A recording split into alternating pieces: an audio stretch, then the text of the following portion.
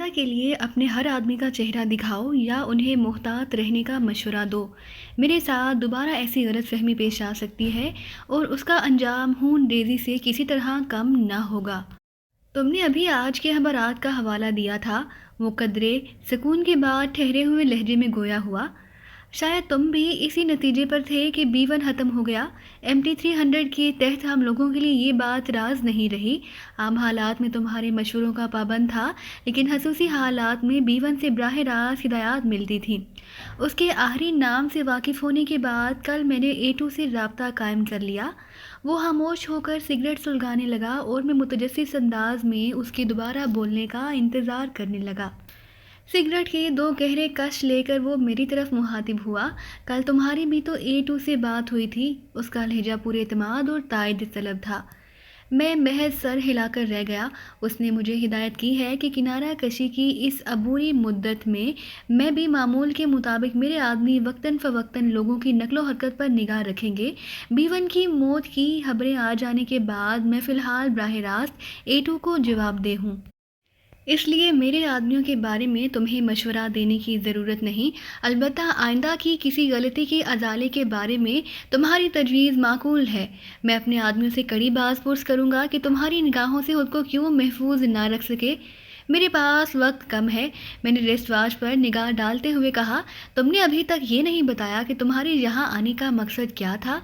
میری دانش میں تم نے یہاں آ کر بہت بڑی بے اعتدالی کا ارتکاب کیا ہے۔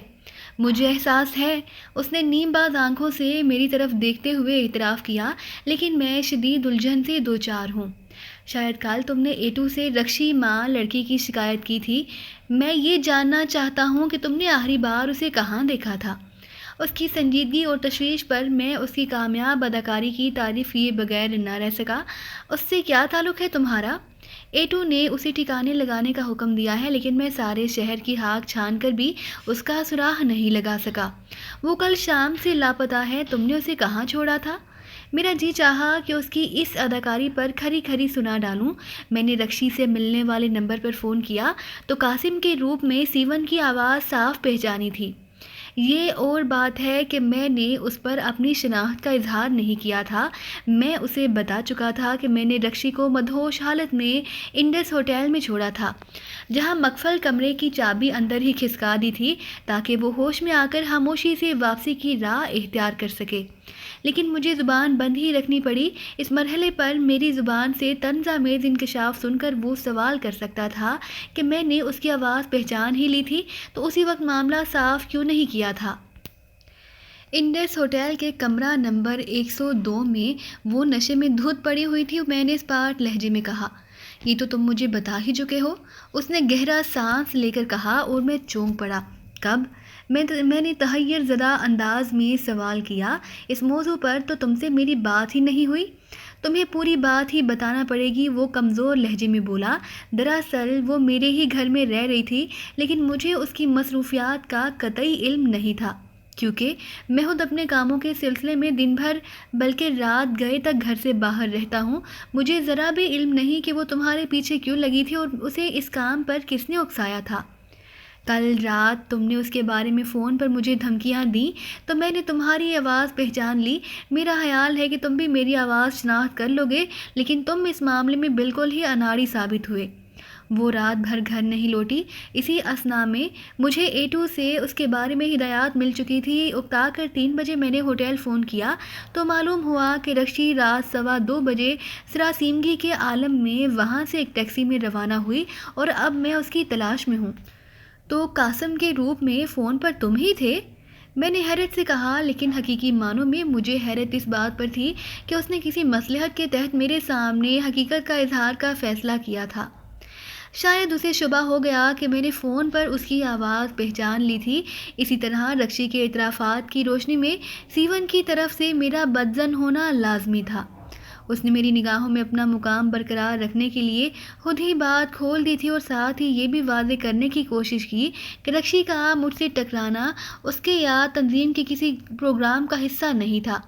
جبکہ میرے لیے یہ بات ہر شعبے سے بالا تر تھی کہ تنظیم کے کسی ذمہ دار رکن نے سکندر علی کے بعد رکشی کو بلا واسطہ طور پر میرے سر پر مسلط کرنے کی کوشش کی تھی تاکہ اس کے ذریعے میری جملہ مصروفیات پر نگاہ رکھی جا سکے۔ روپ کیا میرا نام ہی قاسم ہے؟ اس نے حفرت آمیز انداز میں کہا۔ اب تم یہ بتاؤ کہ میں اسے کہاں سے پیدا کروں؟ تم ہوٹل سے تصدیق کر چکے ہو کہ میرا بیان درست ہے، وہ دونوں مرتبہ مجھے سڑک پر ہی ٹکرائی تھی۔ مجھے اس کے بارے میں ایک فون نمبر کے علاوہ کچھ بھی معلوم نہیں، اور وہ نمبر بقول تمہارا اپنا ہے۔ ویسے میں اسے بالکل فراموش کر چکا ہوں کیونکہ ایٹو نے مجھے یہی حکم دیا تھا۔ اس کے مطابق اب رکشی کو دیکھنا تمہاری ذمہ داری ہے۔ میں دوستانہ حیثیت میں تمہارے پاس آیا ہوں، وہ مصالحانہ لہجے میں بولا۔ آج تک ایسا نہیں ہوا کہ مجھے کوئی حکم ملا ہو اور میں اس کی تعمیل سے قاصر رہا ہوں۔ رات گئے اس کا نشہ اتر بھی گیا تھا تو ذہن ضرور دھندلایا ہوا ہوگا۔ ایسی حالت میں اسے سیدھا گھر واپس آنا چاہیے تھا، لیکن اس کا تو سراغ ہی نہیں مل رہا۔ ویسے وہ عورت ہے، میں نے معنی خیز لہجے میں کہا۔ ہو سکتا ہے کہ اس کی پراگندہ ذہنیت بھانپ کر ڈرائیور کو شرارت سوجی ہو۔ تمہیں انڈس ہوٹل سے ٹیکسی ڈرائیور کے بارے میں معلومات حاصل کرنی چاہیے۔ مجھے بھی یہ شبہ ہوا تھا۔ میں ڈرائیور تک پہنچنے میں کامیاب ہو گیا تھا۔ وہ بال بچے دار شریف آدمی ہے، اس کے ہاتھ صاف ہیں۔ اس نے رکشی کو ایئرپورٹ کے ایک ہوٹل پر اتارا تھا۔ ایک لحظہ کے لیے رک کر اس نے سگریٹ کا کش لیا، پھر تھکے ہوئے انداز میں بولا، میں نے کوئی امکان نظر انداز نہیں کیا، لیکن ٹیکسی سے اترنے کے بعد کسی نے اسے نہیں دیکھا۔ وہ ٹیکسی کو ہوٹل کے کمپاؤنڈ گیٹ میں لے جانے کی بجائے پھاٹک کے قریب سڑک پر ہی اتر گئی تھی۔ ٹیکسی ڈرائیور نے اسے نیم تاریک احاطے میں داخل ہوتے دیکھا تھا۔ ہو سکتا ہے کہ وہ ٹیکسی کے روانہ ہوتے ہی دوبارہ باہر آ گئی ہو۔ وہ خطرناک نیت سے میرے پیچھے لگی تھی۔ اس نے ہوش میں آتے ہی خود کو کمرے میں مغفل پا کر سمجھ لیا ہوگا کہ شراب پی کر اس نے غلطی کی تھی۔ شاید وہ اس غلطی کے انجام سے بھی بے خبر نہیں تھی۔ ہو سکتا ہے کہ جان کے خوف سے روپوش ہو گئی ہو۔ میں نے اس سے اپنی جان چھڑاتے ہوئے اکتائے ہوئے لہجے میں کہا۔ قاسم یاسین کے چہرے پر اطمینان کی لہر دوڑ گئی، جیسے وہ باتوں میں الجھا کر میری بات سے وہی نتیجہ سننے کا منتظر رہا ہو۔ تم ٹھیک کہہ رہے ہو۔ اگر وہ کہیں نظر آ جائے تو فوری طور پر مجھے اطلاع دے دینا۔ حالات تمہارے سامنے ہیں، لیکن اس کی تلاش میں طاہر کو ہر صورت میں میری نااہلی سمجھا جائے گا۔ لیکن یہ بات ابھی تک صاف نہیں ہوئی کہ تم جہاں کیوں دوڑے چلے آئے ہو۔ میں نے اس کی آنکھوں میں آنکھیں ڈال کر کہا، کیا تم یہ سمجھ رہے ہو کہ میں نے اسے اغوا کر کے قید کیا ہوا ہے؟ ارے نہیں، وہ جلدی سے بولا۔ رکشی کے معاملے میں ایٹو نے بہت اختصار سے کام لیا تھا۔ میرا خیال تھا کہ تم سے مل کر معلومات میں کچھ اضافہ ہو سکے گا، اور ہاں، اب آ ہی گیا ہوں تو یہ بھی سن لو کہ کسی مشن کے لیے تم جن آدمیوں کا انتخاب کرنے والے ہو ان کے قوائف سے مجھے باخبر کر دینا، تاکہ میں ان کے بارے میں تحقیقات کر کے تمہیں باخبر کر سکوں کہ وہ کس حد تک قابل اعتماد ثابت ہوں گے۔ لیکن اس بارے میں مجھے تو کچھ نہیں بتایا گیا، میں نے اشتباہ آمیز لہجے میں کہا۔ میں نے ہدایت تم تک پہنچا دی، عمل کرنا یا نہ کرنا تمہاری اپنی ذمہ داری ہے۔ ہو سکتا ہے کہ ایٹو کو یہ نکتہ بعد میں یاد آیا ہو۔ میرا ہنگامی حالات میں ایسی گڑبڑ ہو ہی جاتی ہے۔ اس کے بعد وہ تو چلا گیا، لیکن میرے ذہن میں کئی بڑے بڑے شاندار پلان ابھر آئے۔ بظاہر رکشی کے غائب ہونے کی معقول وجہ موجود تھی، جبکہ سکندر علی تنظیم میں B4 کے عہدے پر فائز رہا۔ وہ مسلسل اس کے سر پر مسلط رہی۔ پھر اسی نے سکندر علی کے مکان میں چوری کی خبر ان تک پہنچائی۔ اس دوران میں وہ دیکھ چکی تھی کہ کچھ لوگوں کے اس فیلڈ میں آ جانے کے باعث طارق کو انتہائی غیر جذباتی انداز میں یا قاسم کے ہاتھوں ہلاک کرا دیا گیا تھا۔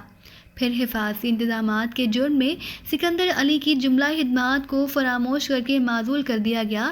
وہ خود قاسم جیسے سفاک قاتل کے پاس پناہ گزین ہو گئی۔ وہ اس بات سے اچھی طرح واقف رہی ہوگی کہ وہ میری بادہ نوشی میں مسلط ہو کر غلطی کی مرتکب ہوئی تھی، اور میں نے زبردستی اسے اتنی شراب پلائی کہ وہ ہوش و حواس پر قابو نہ رکھ سکی۔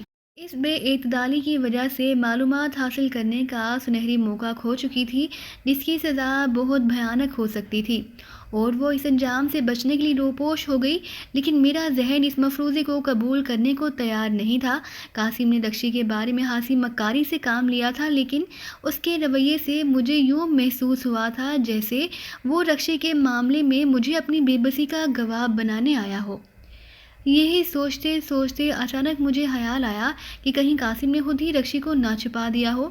ان دونوں میں ملازم تھے، اس بارے میں رکشی کا بے راہ رو ہونا میرے نزدیک ایسا تھا شاید قاسم رکشی کی تمام مجبوریوں اور کمزوریوں کو جاننے کے باوجود دل کے ہاتھوں مجبور تھا، اور جب اسے ایٹو کی جانب سے اس کے بارے میں آخری حکم ملا تو اس نے حکم کی تعمیل کی بجائے رکشی کو چھپا دیا اور اس کی روپوشی کا ڈھونگ رچا کر میرے پاس دوڑا چلا آیا تاکہ اپنی بے گناہی کا گواہ بنا سکے۔ کھانے کے دوران میرا ذہن اسی گتھی میں الجھا رہا، پھر میں اس معاملے کو دیکھنے کا فیصلہ کر لیا۔ سلطان شاہ کو میں 1000 روپے پیشگی ادا کر چکا تھا، اس کا پتہ میرے پاس موجود تھا۔ میری دانش میں اس سے کام لینے کا وقت آ گیا تھا۔ کھانے سے فارغ ہو کر میں پٹھان کالونی کی طرف روانہ ہو گیا، اور دور سے وہ گنجان آباد علاقہ میرے لیے نیا نہیں تھا تو اتنا مانوس ضرور تھا۔ ان دنوں ندی پر نیا پل تعمیر نہیں ہوا تھا اور سارا سال ندی میں بنی ہوئی کھنڈر نما شکستہ اور ناہموار سڑک سے گزرنا پڑتا تھا۔ اس کی وجہ سے اس راستے پر تقریباً ہر وقت ٹریفک کا ازدحام رہتا تھا۔ میں گلشن اقبال اور ناظمہ آباد سے سائٹ ہوتا ہوا وہاں پہنچا، اور اس دوران میں نے بائیں ہاتھ پر اس مختصر سے ناہموار میدان میں پارک میں شامل ہو گیا جہاں ملک کے شمالی علاقوں کے لیے روانہ ہونے والی بسوں کا اڈا بنا ہوا تھا۔ کار کے دروازے مقفل کر کے میں پلٹا ہی تھا کہ 10-11 برس کی عمر کا ایک سرخ سفید بچہ میرے قریب آ پہنچا اور شکستہ لیکن دھیمے لہجے میں بولا، صاحب مال چاہیے؟ بڑا سلاجیت اور چرس دکھے گا تو تیرا طبیعت خوش ہو جائے گا۔ میدان میں چارپائیوں پر بیٹھے اور لیٹے ہوئے لوگوں کے لیے نئی کار کوئی اچنبھے کی بات نہیں تھی، ہر ایک بے فکری سے اپنی مصروفیات میں کھویا ہوا تھا۔ پشاوری طرز کے محسوس چائے خانوں میں چولہوں پر چڑھی ہوئی تام چینی کی کیتلیوں سے نکلنے والی بھاپ فضا میں دور تک پھیل رہی تھی، لیکن اس کمسن لڑکے کی گفتگو مجھ تک محدود تھی۔ البتہ میں نے تقریباً فوراً ہی یہ بھانپ لیا کہ ایک دکان کے سامنے افغان طرز کے لباس میں ملبوس ایک شخص پتھر پر بیٹھا میری طرف دیکھ رہا تھا۔ میرا دل چاہا کہ بات آگے بڑھا کر کم از کم غیر روایتی انداز میں دکاندار سے ہی واقفیت حاصل کی جائے، لیکن میرے پاس وقت کم رہ گیا تھا۔ میں اس لڑکے کے بالوں میں ہاتھ پھیر کر مسکراتے ہوئے آگے بڑھ گیا۔ سڑک نما کھنڈرات کے کنارے کنارے بلندی سے بہہ کر آنے والے گندے پانی کی متعفن نالیوں سے بچ کر تھوڑی دور پڑنے کے بعد ہی مجھے وہ درزی خانہ نظر آ گیا جہاں مجھے طوطی خان سے ملنا تھا۔ اس دکان کے ساتھ والی گلی میں داہنے ہاتھ پر 7واں دروازہ سلطان شاہ کے گھر کا تھا۔ دکان مل جانے کے بعد میں چاہتا تو بآسانی براہ راست اس کے دروازے پر دستک دے سکتا تھا، لیکن اس نے مجھے بتا دیا تھا کہ پہاڑی پتھروں اور گارے سے بنی ہوئی اس آبادی میں کسی اجنبی کا دروازے پر دستک دینا معیوب سمجھا جاتا ہے۔ بے وقت کی مجبوری اور بات تھی، لیکن اس وقت خود کو گلی میں سلطان شاہ کے پڑوسیوں کی نگاہوں کا مرکز بنانا مناسب نہیں تھا۔ طوطی خان پگڑی اور واسکٹ میں ملبوس ایک باریش نوجوان ثابت ہوا جو مشین کے عقب میں بیٹھا انہماک کے ساتھ سلائی میں مصروف تھا۔ میرے استفسار پر اس نے داڑھی پر ہاتھ پھیر کر کاجل بھری آنکھوں سے میرا جائزہ لیا، پھر مطلع کیا کہ وہ خود ہی طوطی خان تھا۔ سلطان شاہ سے ملاقات کا مدعا سنتے ہی اس نے پلٹ کر پشتو میں ایک لڑکے کو کچھ ہدایت دی اور وہ استری کا پلگ نکال کر فوراً ہی گلی میں دوڑتا چلا گیا۔ طوطی خان نے لکڑی کا ایک شکستہ سٹول مختصر سی دکان کے باہر پتھروں سے بنے ہوئے چبوترے پر رکھ دیا۔ اس نے چائے پلانے پر اصرار کیا، لیکن میں نے عجلت کا بہانہ بنا کر اسے ٹال دیا۔ پھر بھی اس میں اتنا ہلاک پایا جاتا تھا کہ جب تک سلطان شاہ نہیں آیا وہ کام روکے میری طرف متوجہ رہا، کیونکہ میں اس کا گاہک نہیں بلکہ اس کا مہمان تھا۔ سلطان شاہ کو دیکھتے ہی میں طوطی خان سے گرم جوشی سے ہاتھ ملا کر سنگی چبوترے سے نیچے اتر آیا اور سلطان شاہ کو ساتھ لے کر اپنی کار کی طرف بڑھتا چلا گیا۔ میں تو سمجھا تھا کہ تم مجھے بھول ہی گئے، سلطان شاہ پرمسرت لہجے میں بولا۔ مجھے دیکھ کر اس کے چہرے پر خوشی کی لہر دوڑ گئی۔ کچھ دن اور نہ آتے تو میں دوسرے کام کی تلاش شروع کر دیتا۔ ایسی حماقت نہیں کرو گے، میں نے سنجیدگی سے کہا۔ تمہیں وقت پر تنخواہ ملتی رہے گی، چھوڑنا ہوگا تو پہلے بتا دوں گا۔ لیکن صاحب، تنخواہ کے ساتھ کام بھی تو ہونا چاہیے۔ اس نے احتجاج آمیز لہجے میں کہا، گھر پر پڑے پڑے ہاتھ پیروں میں زنگ لگ رہا ہے، زیادہ دن گھر پر پڑا رہا تو دیکھنے والے شبہ کرنے لگیں گے کہ میرے پاس اخراجات کے لیے رقم کہاں سے آ رہی ہے۔ عقل سے بھی ادھورے ہی ہو، اتنے بڑے شہر میں 2-4 گھنٹے کہیں بھی گزار سکتے ہو، ویسے اب تمہارے لیے کام نکل آیا ہے، میں نے کہا۔ کار میں اسے ساتھ لے کر واپس روانہ ہوتے ہوئے میں نے اسے رکشے کے بارے میں ہر وہ امکانی شناخت بتانی شروع کر دی جو اس وقت مجھے یاد تھی۔ قاسم کے بارے میں مجھے اتنا زیادہ نہیں بتانا پڑا، اس کا چہرہ اتنا خوفناک اور منفرد تھا کہ اسے ہزاروں کی بھیڑ میں بھی آسانی سے پہچانا جا سکتا تھا۔ قاسم کا پتہ میں نمبروں کی ترتیب والی ٹیلی فون ڈائریکٹری سے پہلے ہی نوٹ کر چکا تھا۔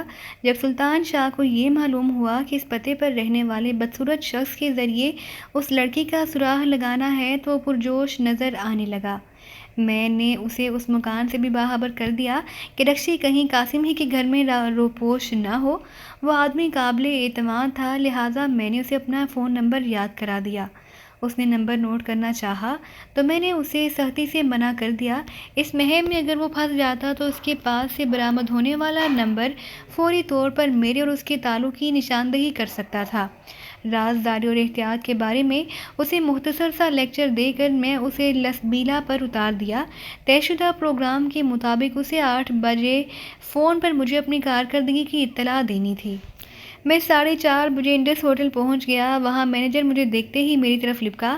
اس نے رات گئے رکشی کے واپسی کے بارے میں بتاتے ہوئے اپنی دانش میں انکشاف کیا کہ صبح 3 بجے کسی شخص نے ہوٹل فون کر کے رکشی کے بارے میں خاصی معلومات لی تھی، جس میں رکشی کو لے جانے والی ٹیکسی کا نمبر بھی شامل تھا، جو رکشی کی بے وقت روانگی کے باعث استقبالیہ کلرک نے احتیاطاً نوٹ کر لیا تھا۔ سب ٹھیک ہے، تمہیں فکر مند ہونے کی ضرورت نہیں، میں نے بے پروایانہ انداز میں تسلی دیتا ہوا سیڑھیوں کی طرف بڑھ گیا، لیکن وہ میرے پیچھے ہی لگا چلا آیا۔ اور سر ایک اور فون آیا تھا ابھی تھوڑی دیر پہلے، اس نے معذرت خواہانہ لہجے میں کہا۔ وہ جاننا چاہتا تھا کہ آپ ہوٹل کے کس کمرے میں ٹھہرے ہوئے ہیں۔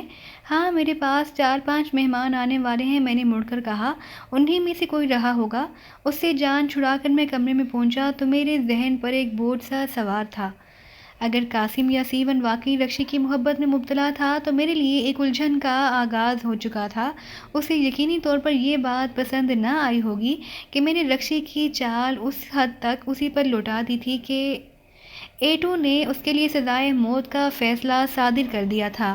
بظاہر ایسا معلوم ہو رہا تھا کہ قاسم نے ایٹو کی حکم عدولی کا الزام اپنے سر لیے بغیر رکشی کو بچانے کا فیصلہ کر لیا تھا اور غالباً خود ہی اسے کوئی کمی گاہ فراہم کر کے اس کے لاپتہ ہونے کی خبر پھیلا دی تھی، تاکہ اس کی تلاش کی مصنوعی مہم میں اس نے ہر اس شخص سے رابطہ قائم کر لیا تھا جو پچھلی رات کسی بھی طرح رکشی سے مل چکا تھا۔ رکشی کے بارے میں میرے محتاط رویے پر وہ دل میں مجھ سے بدظن ضرور رہا ہوگا، لیکن ایک تنظیم سے وابستگی کی بنا پر وہ کھل کر مجھ سے مخالفت مول نہیں لے سکتا تھا۔ کیونکہ رکشی کے معاملے میں ایٹو کی ہدایت نے مجھے تحفظ فراہم کر دیا تھا، لیکن میں اس وقت کامیابی پر فی الحال مطمئن نہیں تھا۔ قاسم میرے لیے دوست کے روپ میں چالاک دشمن کی حیثیت اختیار کر گیا اور وہ اپنے دل کی بھڑاس نکالنے کے لیے مجھ پر بے خبری میں کوئی مہلک وار بھی کر سکتا تھا۔ معاملہ اگر دو بدو تصادم کا ہوتا تو شاید مجھے اپنی فکر لاحق نہ ہوتی۔ ایسی صورت میں طاقت اور ذہنی صلاحیتوں کے استعمال سے ہر خطرے کا تدارک کیا جا سکتا تھا، لیکن موجودہ حالات میں صرف محتاط روی ہی کام آ سکتی تھی، کیونکہ میرے پاس اس کے خلاف کوئی واضح ثبوت نہیں تھا۔ الیکٹرانکس اور دوسرے جدید حربوں کے بارے میں قاسم کی مہارت کا مظاہرہ میں جیوا ہاؤس کے نمبر 3 نمبر کمرے میں MT-300 کی منتقلی وغیرہ کے موقع پر دیکھ ہی چکا تھا۔ اس کے لیے فوٹو سیل سے کیمرے اور ٹیپ ریکارڈر کی بجائے کوئی ہتھیار منسلک کرنا بائیں ہاتھ کا کھیل تھا۔